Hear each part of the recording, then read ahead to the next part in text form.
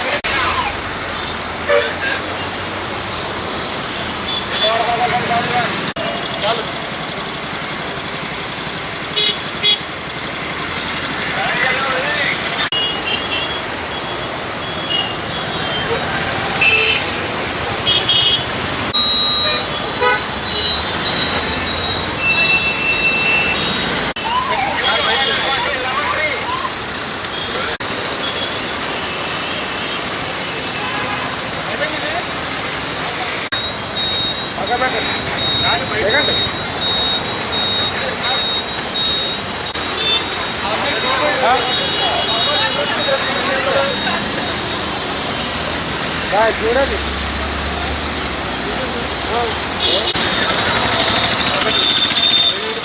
ఆపద్దు ఆపద్దు 1 2 3 4 ఆ పైప్ తీసుకో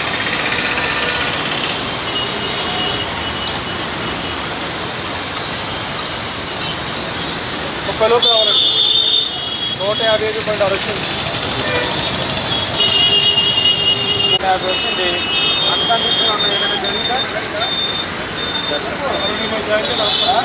అమ్మాయి ఎవరు మరి దాని నుంచి తాగి పోతుంది భయం లేదు ఎమర్జెన్సీ అయితే తాగి రాకూడదు వేరే వాళ్ళు ఆర్డర్ రేటు పెట్టుకోవాలి కష్టం సార్ ఏదైనా ప్రమాదం జరిగితే ఏంటి బాధ్యత ఏంటి ప్రమాదంతో స్థాయి బయట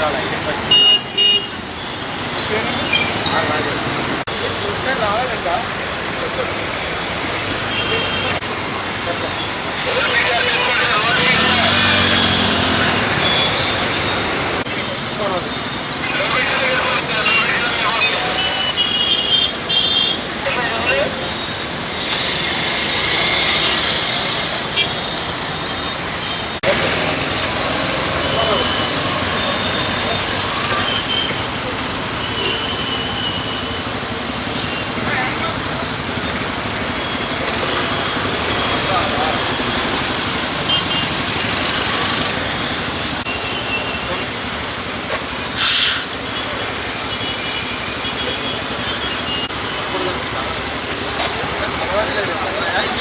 ఎవరికి అలవాటు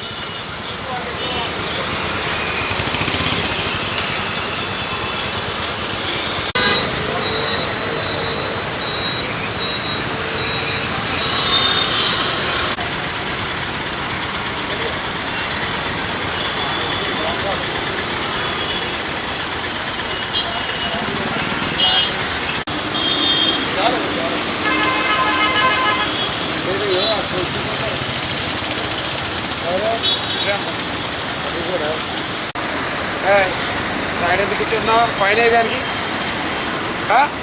వెనకాల ఖాళీగా ఉండదు. సైడ్ ఎందుకు కూర్చోబెట్టుకున్నావు? వెనకాల కూర్చోబెట్టుకో. వెనకాల కూర్చో.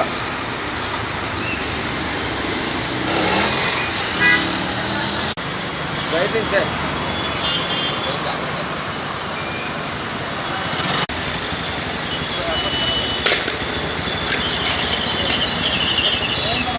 లోపల పనిచేస్తుంటారు.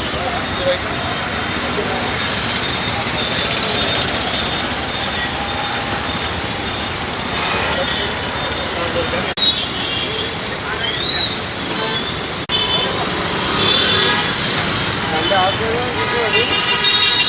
బండి ఎవరు చూడాలి.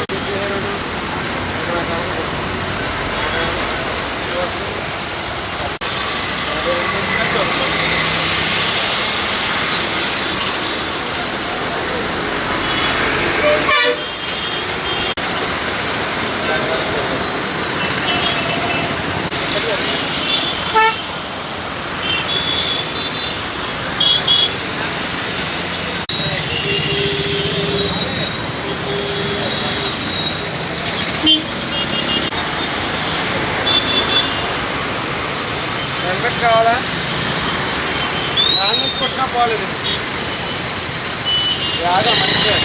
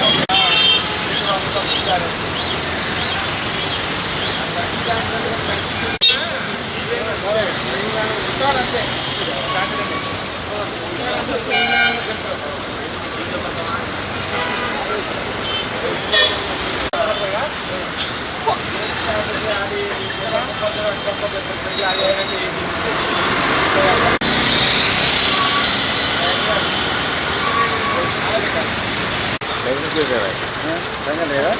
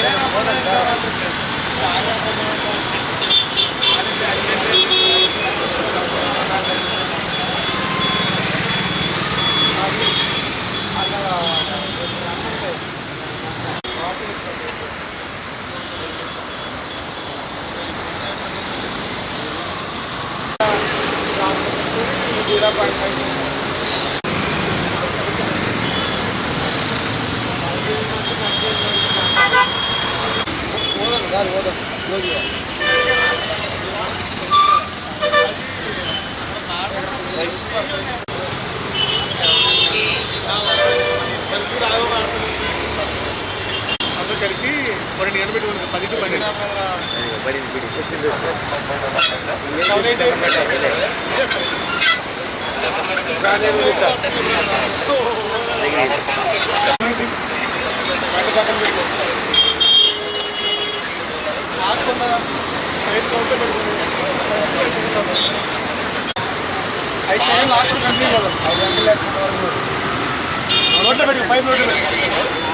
అలా కాదు కంటిన్యూ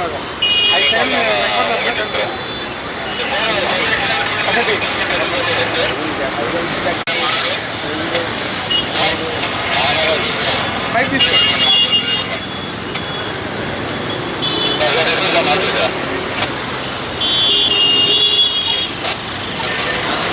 73 వచ్చిందండి 30 లోపు వస్తే రీడింగ్ లేదు కౌంట్ కాదు 70 దాటిందంటే కౌంట్ లేదు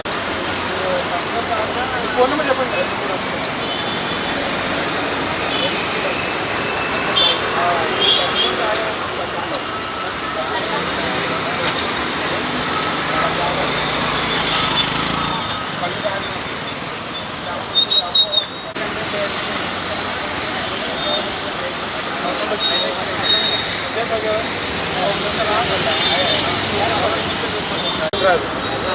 మందు వాసన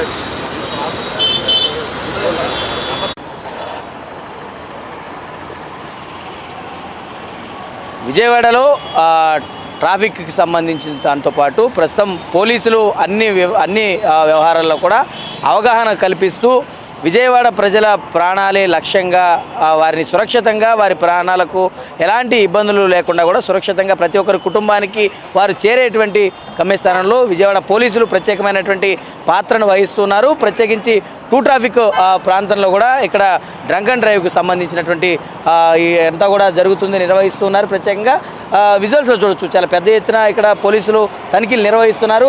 ప్రత్యేకించి అటు డ్రంక్ అండ్ డ్రైవ్ చేసినటువంటి ప్రతి ఒక్కరిని కూడా ప్రత్యేకంగా వారిని ఆపి అక్కడ ఉన్నటువంటి వారికి అవగాహన కల్పించడంతో పాటు ఎవరైనా సరే మద్యం సేవించి వాహనం నడిపితే కనుక అటు వారి ప్రాణంతో పాటు పక్కవారి ప్రాణం కూడా ఆపదలో పడేటువంటి అవకాశం ఉంటుంది. కాబట్టి ఇలాంటి వాటిని నివారించడంలో విజయవాడ పోలీసు చాలా ప్రత్యేకమైనటువంటి శ్రద్ధ తీసుకుంటుంది. కమిషనర్ రాజశేఖర్ బాబు నేతృత్వంలో ప్రత్యేకంగా అన్ని చోట్ల కూడా ఇవన్నీ కూడా చాలా పకడ్బందీగా జరుగుతున్నాయి. ప్రస్తుతం మనతో పాటు సిఐ గారు ఉన్నారు, ఆయనతో మాట్లాడదాం. ఎలాంటి పకడ్బందీగా ఇదంతా కూడా జరుగుతుంది డ్రంక్ అండ్ డ్రైవ్ అనేది ఆయనతో మాట్లాడదాం. జానకిరామయ్య గారు ఉన్నారు, ఆయనతో మాట్లాడదాం. సార్ చెప్పండి, అంటే ప్రధానంగా ఎలాంటి ఇక్కడ ఈ చెకింగ్ జరుగుతుంది?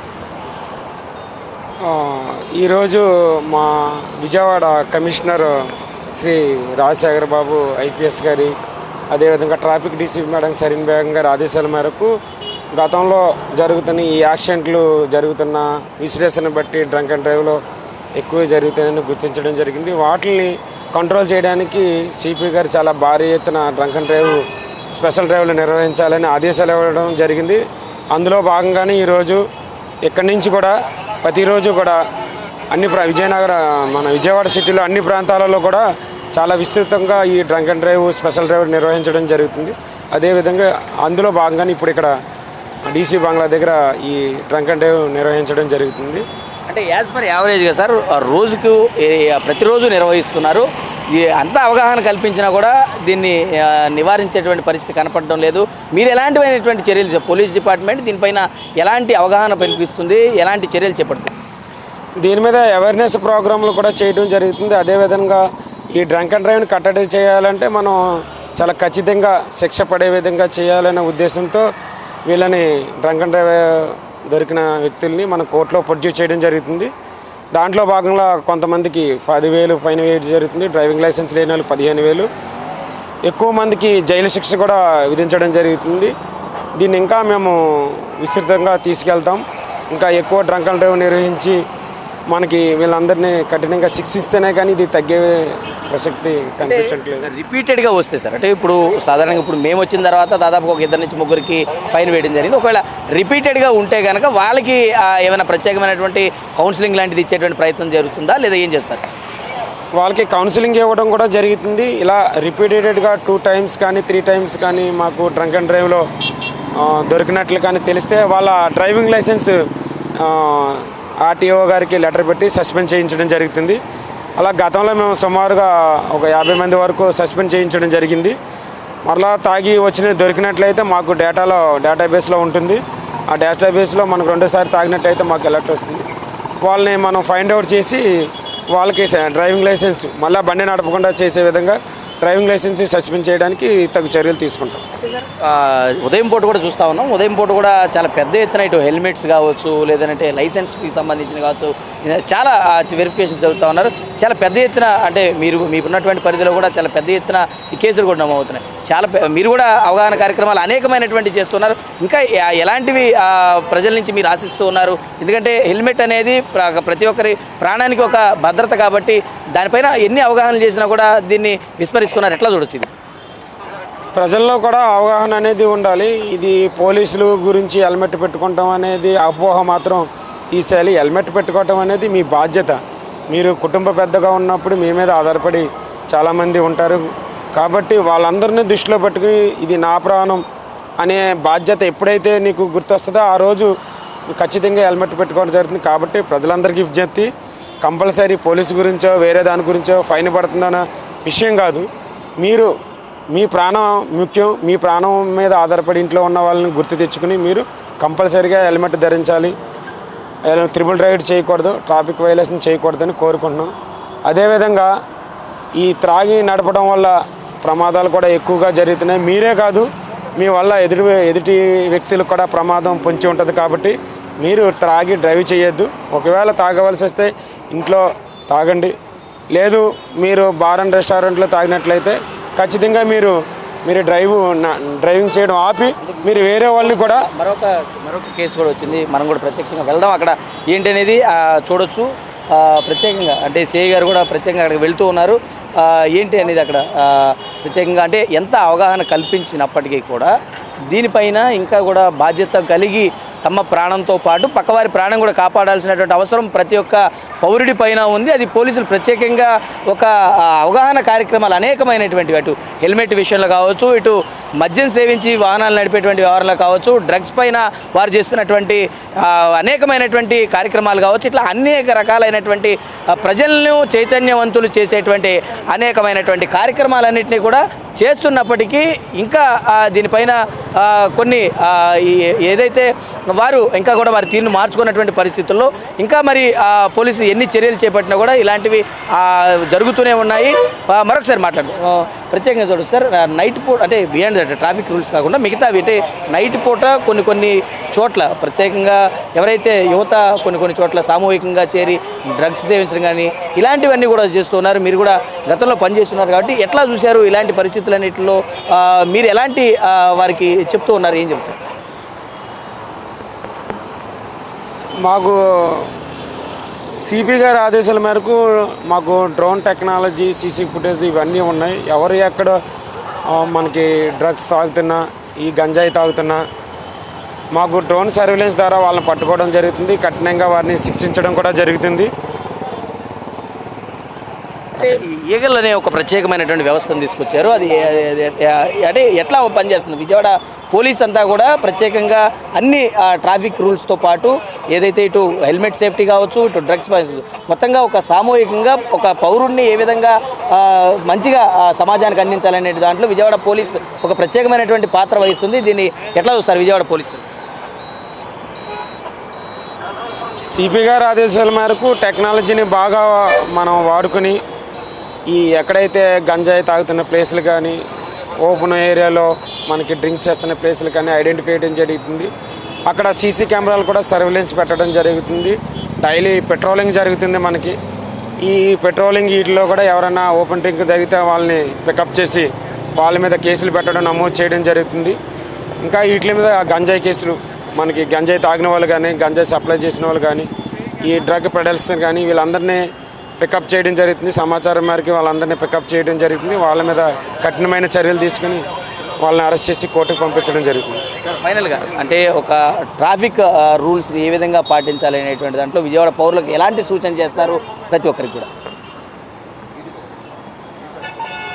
ట్రాఫిక్ రూల్స్ పాటించడం అనేది ప్రతి పౌరుని యొక్క బాధ్యత. అది ఒకరు చెప్పేది కాదు.